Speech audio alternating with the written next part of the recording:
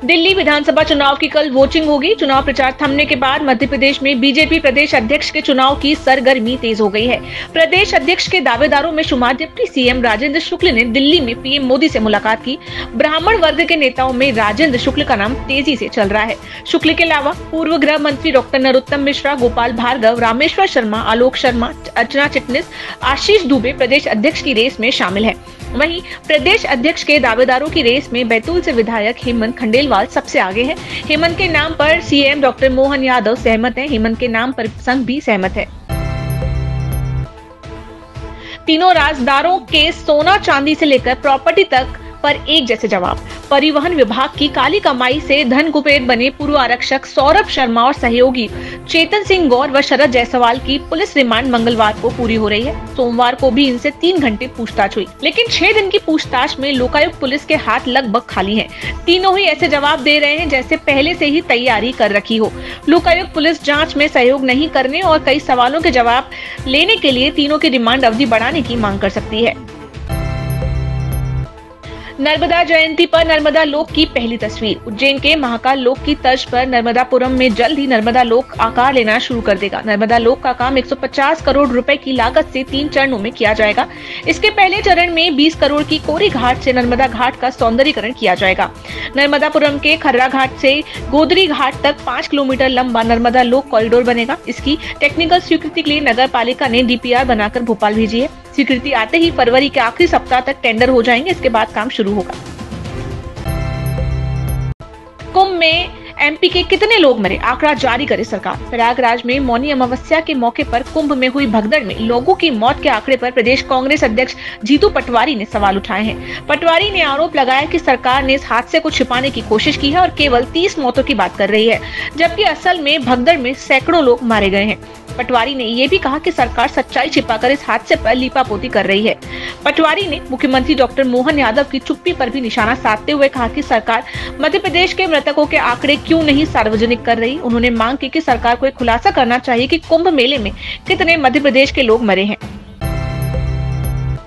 महाकुंभ हादसा, दिग्गी ने संसद में चर्चा कराने दिया नोटिस।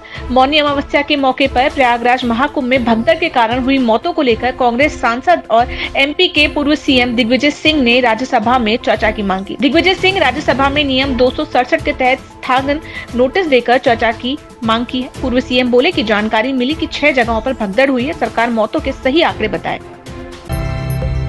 रेल बजट में इस बार मध्य प्रदेश को 14,745 करोड़ रुपए की राशि। रेल बजट में इस बार मध्य प्रदेश को 14,745 करोड़ रुपए की राशि मिली है। ये पिछली सरकारों की तुलना में 23% अधिक है। वहीं इंदौर क्षेत्र के प्रोजेक्ट के लिए 5200 करोड़ रुपए का प्रावधान किया गया है। रेलवे ने इस बार बजट प्रावधान के साथ ही ओपन बजट पॉलिसी रखी है, जिससे प्रोजेक्ट में काम के अनुसार राशि का आवंटन किया जा सकेगा। देवास भोपाल बाईपास स्थित रसूलपुर में एक स्क्रैप गोदाम में सोमवार रात करीब 12 बजे भीषण आग लग गई। गोदाम में रखी लकड़ी और अन्य स्क्रैप सामग्री की वजह से आग की लपटें दूर दूर तक दिखाई दे रही थी। सूचना मिलते ही नगर निगम की फायर ब्रिगेड टीम मौके पर पहुंची। आग की भयावहता को देखते हुए 3 दमकल और एक वाटर लॉरी को तत्काल कार्रवाई में लगाया गया। नगर निगम के कर्मचारियों ने करीब 2.5 घंटे की कड़ी मशक्कत के बाद आग पर काबू पाया। आईएफएस के बाद अब होगी आईपीएस सर्विस मीट। दिसंबर में आईएएस, जनवरी में आईएएफ सर्विस मीट के बाद अब फरवरी में आईपीएस अफसरों की सर्विस मीट होगी। 7 फरवरी को मुख्यमंत्री डॉक्टर मोहन यादव 2 दिन तक चलने वाली सर्विस मीट का शुभारंभ करेंगे। पहले दिन स्टडी सेशन में मॉडर्न टेक्नोलॉजी के जरिए क्राइम कंट्रोल को लेकर पुलिस अफसरों की ट्रेनिंग प्रोग्राम तय किया गया है।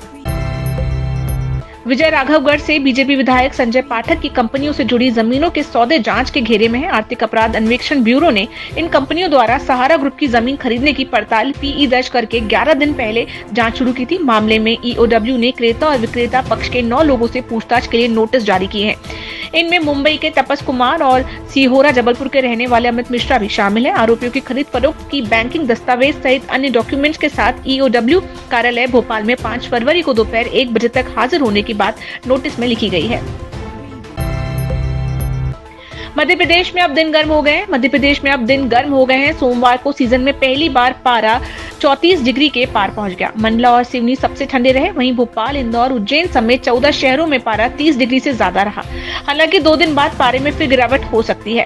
मौसम विभाग के मुताबिक फरवरी में सुबह और रात में ही ठंड का असर देखने को मिलेगा। 20 फरवरी से यह असर और कम हो जाएगा। इससे पहले सोमवार को ग्वालियर, चंबल और उज्जैन संभाग के कुछ जिलों में कोहरा रहा। मंगलवार को भी कुछ जिलों में कोहरा छाया रहा। दूसरी ओर 2 दिन में पारे में गिरावट हो सकती है, पर सोमवार को कई शहरों में पारा 5 डिग्री तक ऊपर चला गया है। ऐसे में गर्मी का एहसास हुआ।